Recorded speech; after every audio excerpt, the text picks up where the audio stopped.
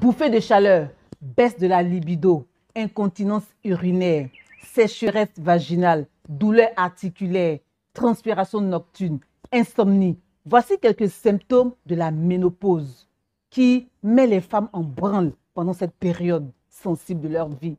Heureusement qu'il existe des techniques naturelles, des méthodes naturelles pour diminuer ces effets-là, sinon pour les supprimer. Et c'est ce que nous allons voir tout de suite après ça.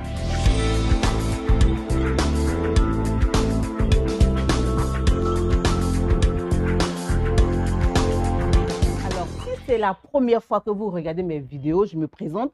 Je suis Agnès Tchétché Akafou, fondatrice de cette chaîne YouTube, le bien-être par les saines habitudes de la vie, qui ne sont rien d'autre que des méthodes naturelles, simples, pas chères, sinon peu coûteuses pour améliorer votre bien-être spirituel, mental, physique et psychologique. Et aujourd'hui, nous allons voir le thème de la ménopause. Comment diminuer les effets de la ménopause, sinon, voire même les supprimer. Et cela est possible parce que les méthodes naturelles que je vais vous présenter ont été testées, approuvées par des laboratoires. Je vais donc développer ce thème-là en 3 parties. La première partie, je vais vous parler de la définition de la ménopause. Qu'est-ce que c'est que la ménopause? Et en deuxième partie, je vais vous montrer les symptômes de la ménopause, les effets néfastes qui dérangent les femmes pendant cette période. Et en dernière partie, ce que vous attendez tous, c'est bien évidemment les techniques, les méthodes naturelles que je vais vous montrer pour diminuer les effets de la ménopause, voire les supprimer, pour que vous puissiez améliorer ce bien-être-là qui est si important pour vous. Alors, sans transition, nous allons définir la ménopause. Sachez d'abord que la ménopause n'est pas une maladie. C'est une période au cours de laquelle il y a des transformations au niveau des organes de la femme. Ce n'est donc pas une maladie à proscrire donc.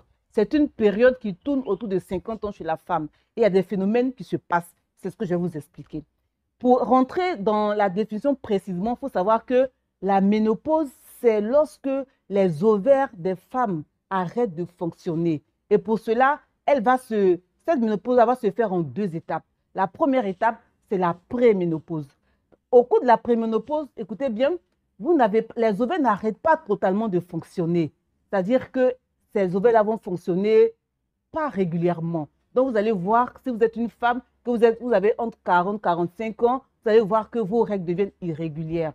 Vous avez des périodes où vous n'avez pas de règles du tout. Donc, pendant ces périodes-là, vous allez ressentir quand même les symptômes de la ménopause, c'est-à-dire les bouffées de chaleur, les incontinences, enfin, la fatigue, les douleurs articulaires. Mais là, ce n'est pas encore la ménopause. La ménopause va intervenir véritablement lorsque les ovaires vont arrêter de fonctionner. Plus de production d'hormones féminines, plus d'oestrogènes, plus de progestérone. Et c'est pendant cette période que vous allez ressentir, si vous êtes une femme, que vous allez ressentir vraiment les effets de cette ménopause-là. Donc, ça va nous permettre de nous amener vers la deuxième partie qui est les différents symptômes de la ménopause. Alors, dans cette deuxième partie, nous allons parler véritablement des symptômes de la ménopause. Lorsque les ovaires de la femme autour de 50 ans ne produisent plus les hormones féminines dont j'ai parlé tout à l'heure, c'est-à-dire la progestérone, les estrogènes, il y a un bouleversement total dans le corps de la femme qui se traduit par ces symptômes-là, les bouffées de chaleur. C'est-à-dire que la plupart des femmes définissent cette période-là, ce symptôme-là, comme une centrale de chaleur dans leur corps. La femme va ressentir la chaleur dans tout son corps, des pieds jusqu'à la tête. Elle ne comprend pas. Ailleurs en Afrique, on dit il s'agit de sorcellerie. Il n'en est rien du tout. Il s'agit d'un des symptômes les plus violents de la ménopause. Alors, lorsque lorsque la femme va ressentir, si vous êtes dans cette catégorie de femmes que vous ressentez, vous allez voir une grosse transpiration. Moi, j'ai déjà assisté à une rencontre où il y a une dame, elle était dans ce cas-là, qui présentait, mais on n'a rien compris. Tout d'un coup, elle a été trempée. Les gens demandaient des ventilateurs, mais une personnalité, hein. Les gens demandaient des ventilateurs, à augmenter la fraîcheur du climatiseur et tout ça. Mais la dame, elle était presque honteuse, elle était toute trempée. Et suite à cette période de transpiration, la femme, elle ressent un froid aussi. C'est-à-dire c'est le chaud et le froid en même temps. C'est vraiment très, très, très désagréable. Alors, le deuxième symptôme dont je vais parler, ce sont aussi les insomnies. Souvent, dans cette période, au cours de cette période, la femme n'arrive pas à dormir la nuit. Elle transpire beaucoup. À peine elle a un bout de sommeil, que tout de suite, la transpiration la réveille. Elle n'a pas le temps même de dormir profondément. Donc, le sommeil est perturbé. Un troisième symptôme, c'est aussi la fatigue générale. À cause de tout ce que je viens d'expliquer, la femme dans cette période est vraiment fatiguée. Très fatiguée même. Le matin, elle n'arrive pas à se réveiller correctement. Et un quatrième symptôme, ce sont les sécheresses vaginales, il faut le dire.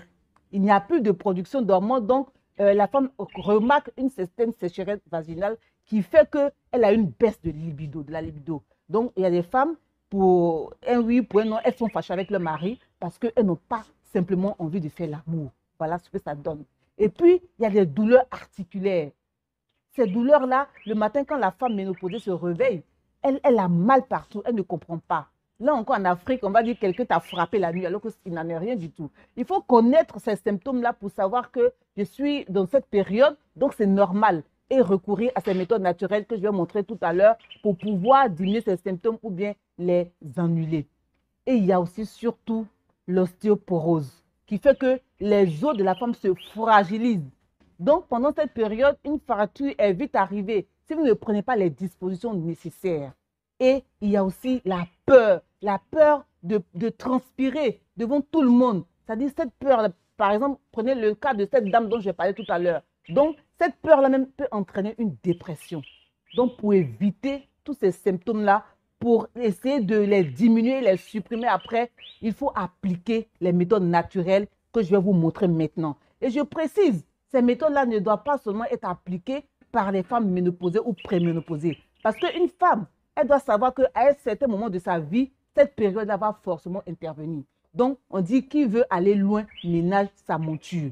Il faut connaître, il faut regarder cette vidéo, même si vous avez 25 ans, vous avez 30 ans, vous avez même, je vais dire, 20 ans, pour préparer l'avenir. Parce que aussi, la ménopause, comme je l'ai dit, ce n'est pas une maladie. Si vous avez atteint l'âge de la ménopause, pardon, c'est une bénédiction. Ça veut dire que vous avez pris de l'âge et ça, c'est très important. Voilà. Donc, sans aucune autre transition, nous allons passer aux méthodes naturelles pour un peu contrecarrer ces effets-là. OK. La première méthode naturelle, c'est l'utilisation des plantes. Il y a une plante qui est très efficace contre les bouffées de chaleur, les insomnies, les sudations, les transpirations nocturnes, c'est lacté à grappe noire. Si vous prenez régulièrement cette plante-là, si vous faites des cures, vous allez sentir un certain bien-être.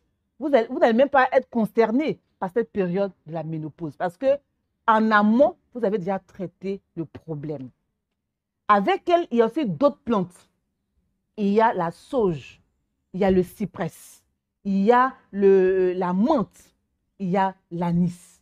Ces plantes-là, vous pouvez les prendre en tisane, vous pouvez les prendre sous forme d'huile essentielle, vous pouvez les prendre en gélule. Alors, les dernières plantes que je viens de citer là, elles stimulent les estrogènes exactement comme si vos ovaires fonctionnaient.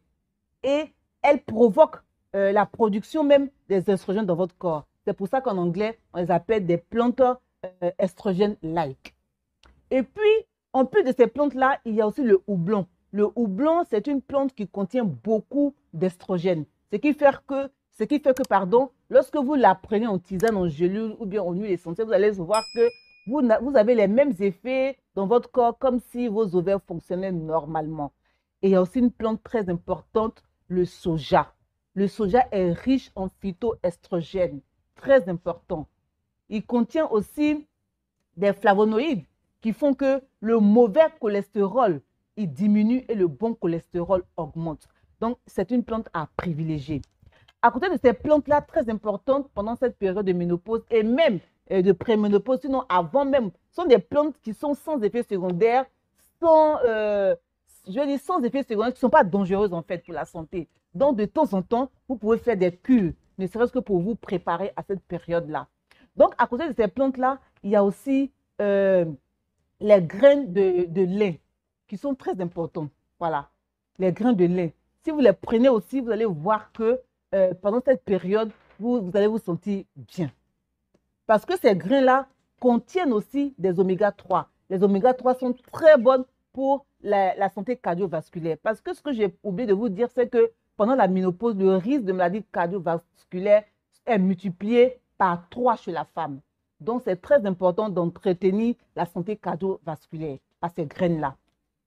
Et puis, il y a aussi une épice qui est très, mais vitale même pendant cette période. Il s'agit du safran.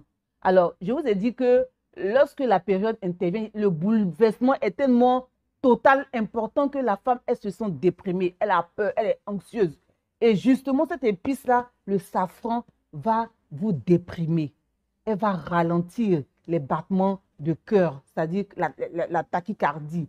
Et puis, vous allez voir que votre bien-être en général va augmenter. Et surtout, plus important, je vous ai parlé dans les symptômes de baisse de la libido.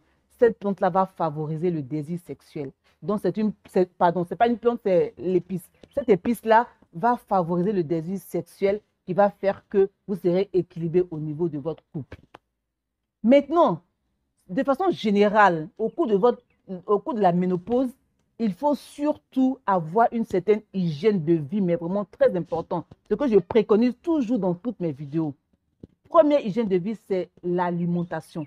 Il faut avoir une alimentation saine et équilibrée. C'est très important. Ce n'est pas compliqué d'avoir cette alimentation-là.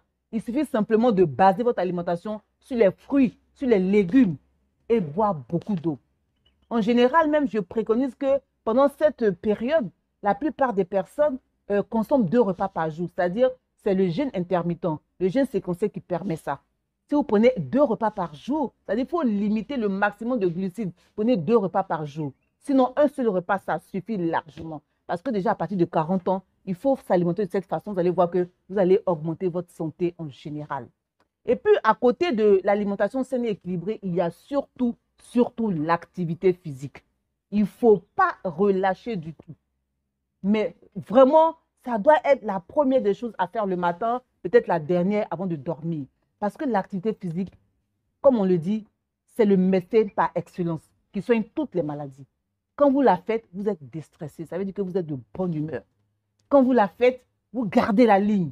Vous n'aurez pas un gros ventre. Voilà, la graisse abdominale, vous ne connaissez pas.